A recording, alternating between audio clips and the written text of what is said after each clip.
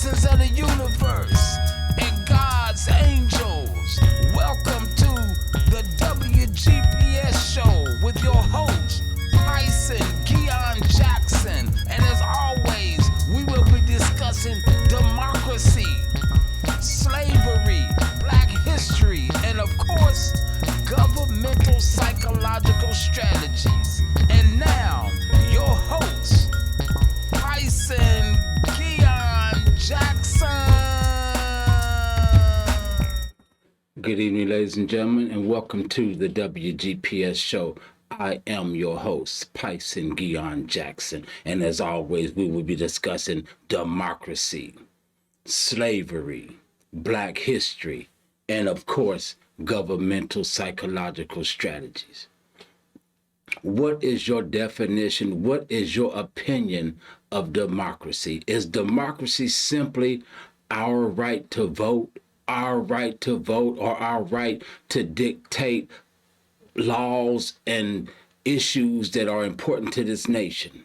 We deal with abortions and we can deal with other things, but only the Supreme Court and Congress can deal with those situations. But true democracy, when it was first framed inside this box, when the founding fathers of this nation brought forth democracy and started to form this union, there was John Adams, John Jay, there was Alexander Hamilton, James Madison, there was George Washington, there was Thomas Jefferson, and of course, Benjamin Franklin, who you all know from the blue cheese dollar. But the point is democracy that the founding fathers put together. And oh, by the way, the term founding fathers was coined by a senator by the name of Warren G. Harding, who also became the 29th president. This is how we got the term, the founding fathers. We put democracy in this box, which is all power to the people. It comes from the word, I guess the Latin or the Greek word, demos krasia.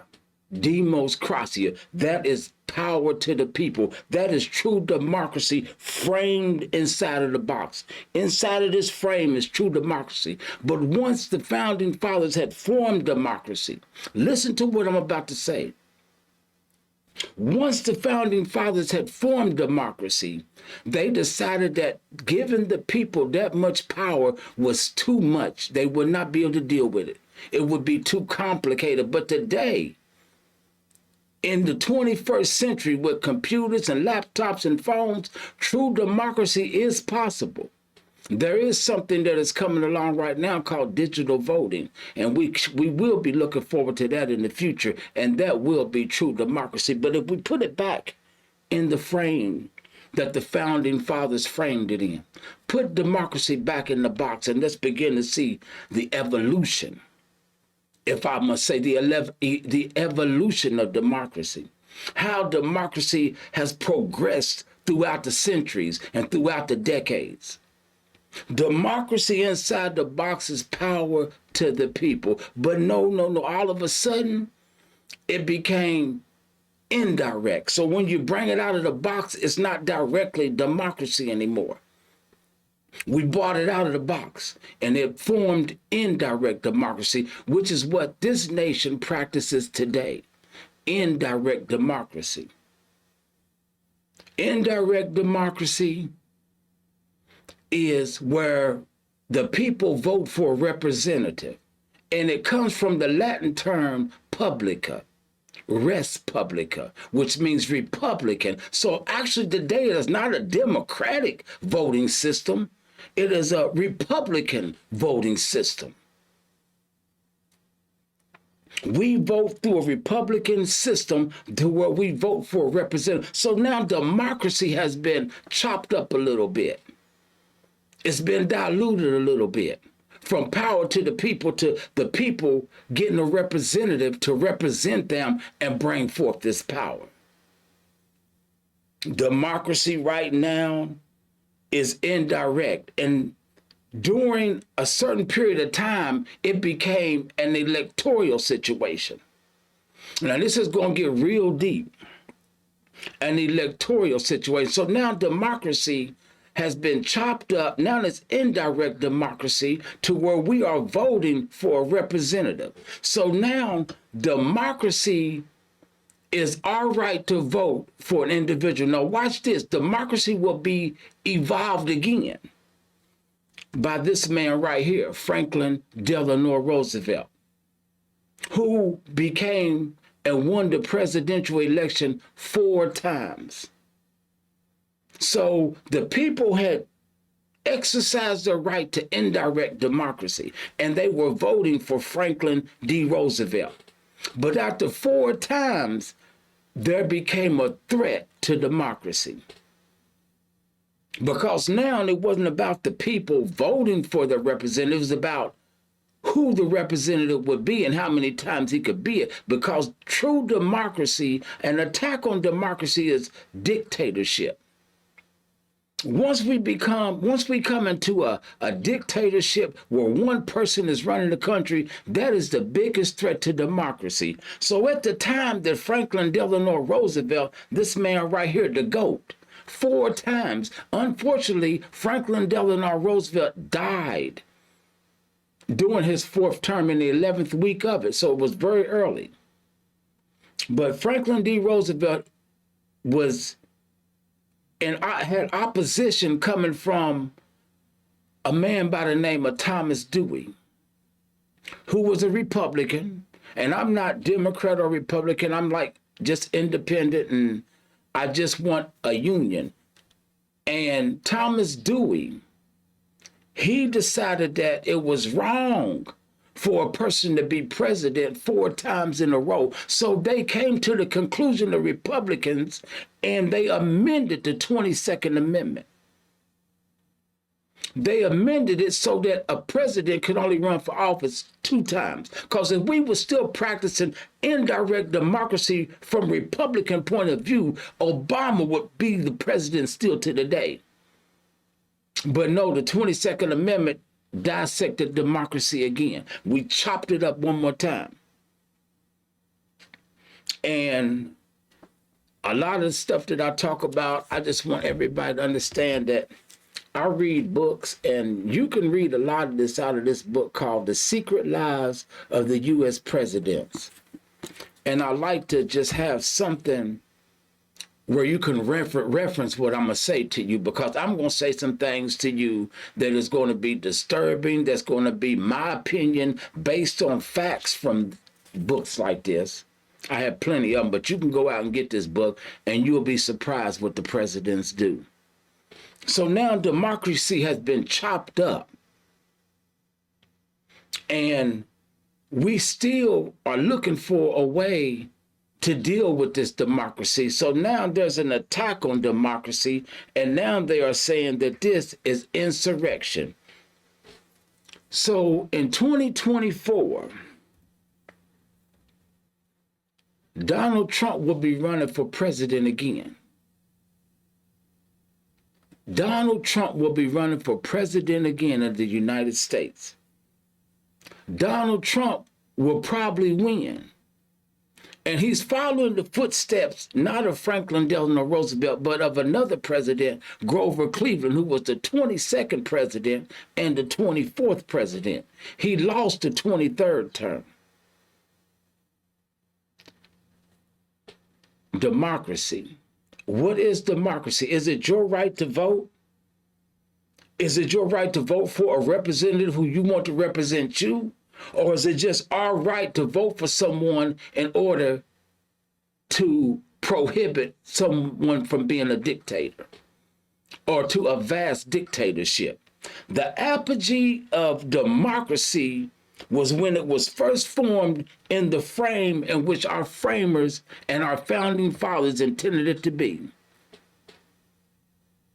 Our right to vote is limited. They have put a demarcation on it. You can only vote for a certain person at a certain time and so many times.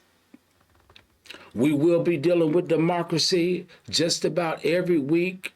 We will be dealing with slavery and Black history and governmental psychological strategies as other things. We also operate in this studio at Elephant Ant Recordings. This is where we operate from, Elephant Ant Recordings. This is the studio right here. I'm at the desk. Right now, we are about to get into slavery and Black history. And at the forefront of this, we're going to deal with the 3/5 law.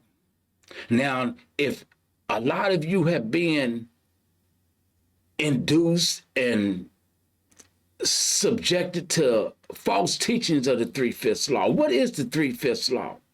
My understanding and comprehensiveness of this 3/5 law is that Black people were deemed to be 3/5 of a man. 3/5 of a man.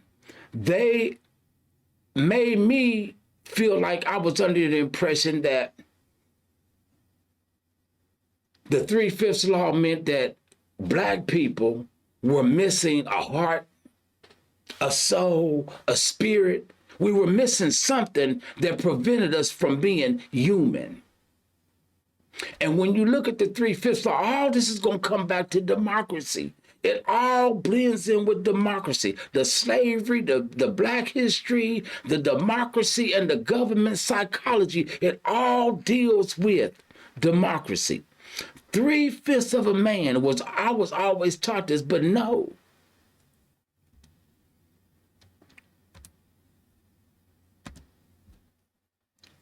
Not at all. Certain people intended for us to pick cotton the rest of our life. Certain people intended for us to be slaves and mutilated, beaten, and raped all of our life. 3/5. Now we're getting ready to get into something real deep, the 3/5 law. 3/5 is simply that the little green pack that you get in the mail every year, you get it every year, it's called the census count. That's all the 3/5 was. It was a census count that when you deal with the census, your state receives delegates. So you get electoral votes from this. The census count is so important. It'll run us right to the border. It'll run us to what's going on with the Haitians right now at the other border.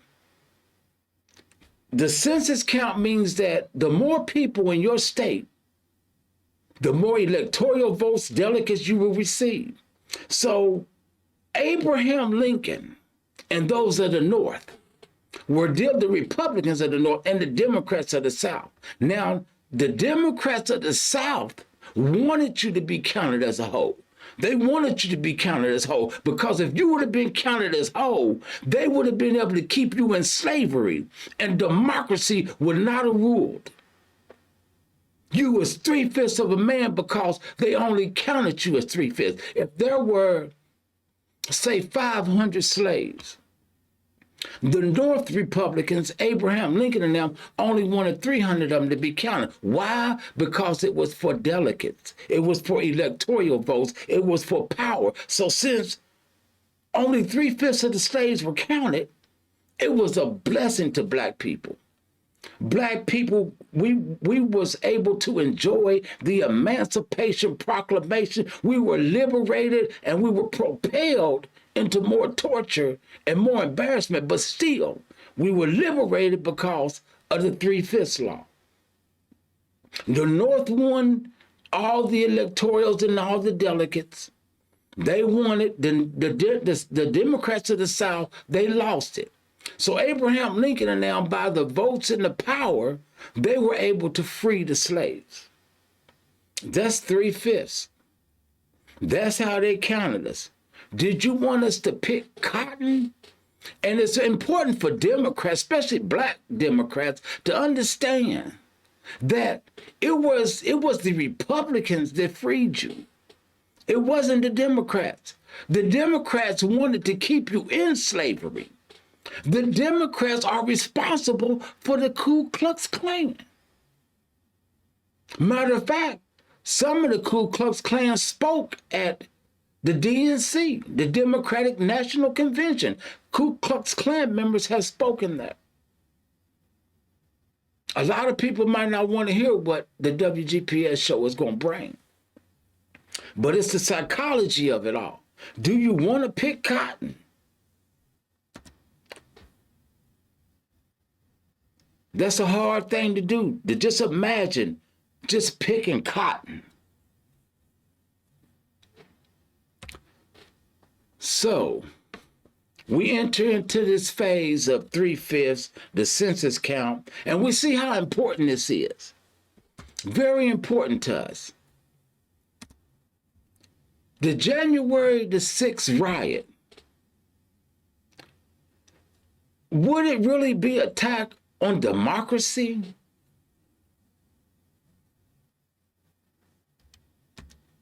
Worse than the attack on slavery? The 3/5 was so crucial and so important to the liberation of Black people that for all these years, we all have always believed that we were less than a man. I'm missing a heart, I'm missing a soul. Right now, America and democracy is under attack and being judged by God. The Bible says, a nation divided against itself shall not stand. The preacher should tell you this. Right now, there are signs happening in this country that says that America is being judged by God. Not by man, but by God. What's next? A famine in the land?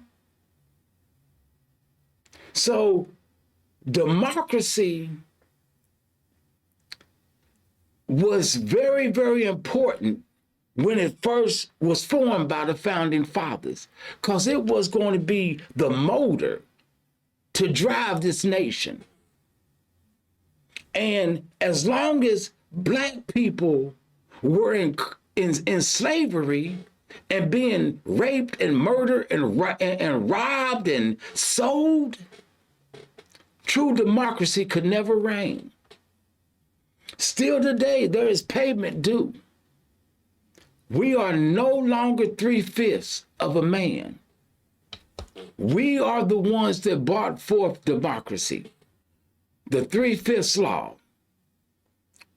And thank God for the electoral college and the delegates set up. Because without that, slaves couldn't have been emancipated. The psychology behind this is so incredible. But you have to realize this is no more than my opinion that I am basing off of the facts that I read. I study, I read what the historians talk about.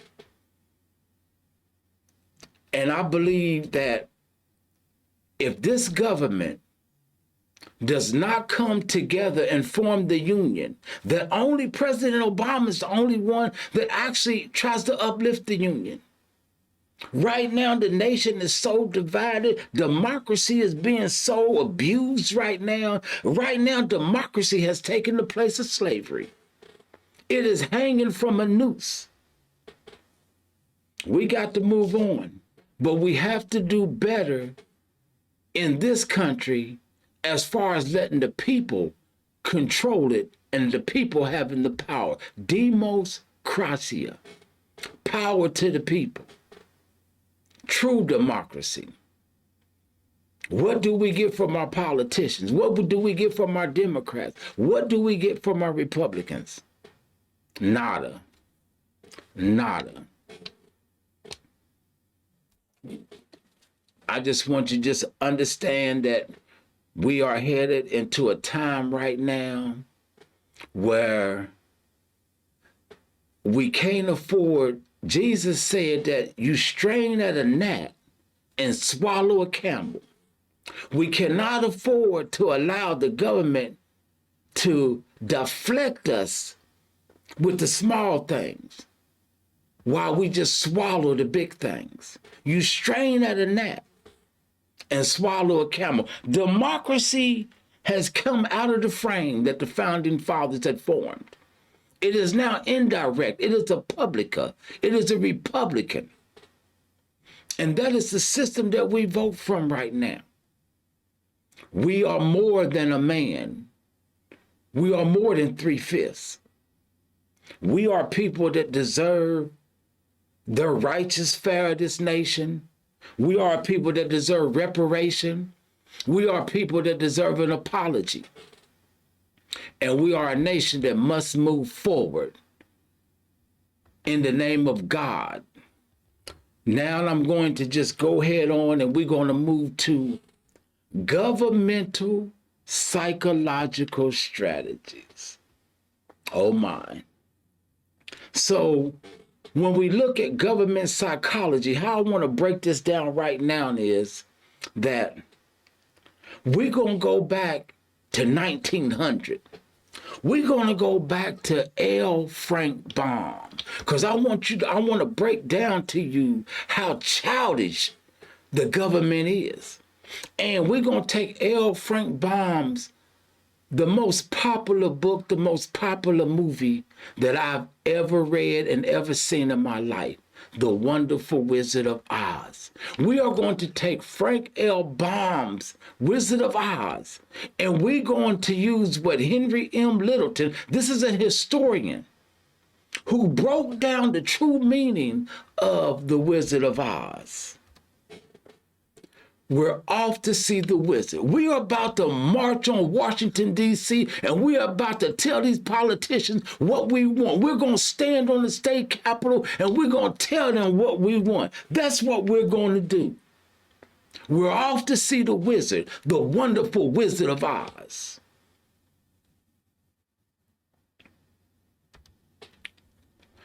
L. Frank Baum, the wonderful Wizard. So now, why are we just dealing with government psychology and the wonderful Wizard of Oz? Well, in the wonderful Wizard of Oz, there was an allegorical message. You have to realize that L. Frank Baum, he was a political figure. He supported a Democrat by the name of William Jennings Bryan. This is at the era of time where there was the Populist Movement. Now, we're going to get into silver and gold later on in another episode, because that's going to be important for you to understand the psychology that your government plays with its citizens. And I understand that people understand intelligence. I understand that there's an IQ for everyone, but there's the AI, the artificial intelligence, but the only intelligence that I respect in this world is a form of intelligence that I coined the word. It's OPI, opulent, prominent intelligence. The only people that dictate what goes on in this land, on this planet, are opulent, prominent, intelligent people. Opulent means rich, prominent means important, and we all know what intelligent means. So rich, important people run this nation and this planet. That's how this nation was formed. George Washington, John Adams, they invested. They won wars and they put this together, the founding fathers. So in the Wizard of Oz, this is at the Populist Movement. If you don't know what the Populist Movement is, this is where a group of individuals, mainly supported by the Democratic Party, wanted silver to be the currency in order to take poor people out of the depression that they was in. There was famine, there was depression, and silver would have lowered the standard. Gold keeps it high. So these populists, L. Frank Baum, wanted silver to be the main currency, just as George Washington now became Federalist and was dealing with a banking system. So now the psychology here is that, in L. Frank Baum, is that Dorothy, she represents the common people of America. She represents those that are humble, quaint. The scarecrow represents the farmers. This is what L. Frank Baum and Henry M. Littleton, the historian who allegorized Frank Baum's book and broke down the true meaning of it. Did Frank Baum have a secondary meaning? The protagonist, Dorothy, represents the innocent American people, the humble people. The scarecrow represents the farmers who the opulent, the OPI, felt that the scarecrow, the farmers, were dumb. Even though in the movie, you see how smart the scarecrow is. But that's what the government thought of, the farmers. The Tin Man, the Tin Man, he represents, in the book he's wood and tin, but he represents a system, a robotic system that will not have a heart. Like pretty soon McDonald's will have machines to make hamburgers. They got already cars to deliver pizza. So they're planning on taking everyone out of the equation. They won't have a heart. They'll be all robotic. See, the wood had vanished away. It was obliterated. And he became a machine. The industrial workers, the machine. That's the cowardly lion. The cowardly lion. He represents all the politicians to me, even though Henry M. Littleton focused on one politician that he represented. That was William Jennings Bryan. He ran for president in 1896. He lost to William McKinley, a Republican. But anyway, the lion represents the politicians. They roar and they roar. Put them up. Put them up. We're going to give you this. But you don't get anything. We're off to see the wizard, the wonderful Wizard of Oz. We go before the President of the United States. We march on Washington. And just like the psychology of the movie, The Wonderful Wizard of Oz, we go before them and they can't grant us anything. And just like Oz, we always have to give them something in order to get something. Bring me back the broom and you can get Social Security. Bring me back the broom and you can get Medicaid. Bring me back the broom and you might get a little bit of your 401k back. Not all of it. But democracy, slavery, black history, and governmental psychology. It is something that we have to put together in order to understand the government. Or are we just merely off to see the wonderful Wizard of Oz? Are we merely just supporting politicians that don't care about us? This is all my opinion. I hope you enjoyed the show. My time is up. Next week, we will be dealing with John Brown, and we'll be getting deep into the insurrection next week. And we will be discussing democracy on a higher level.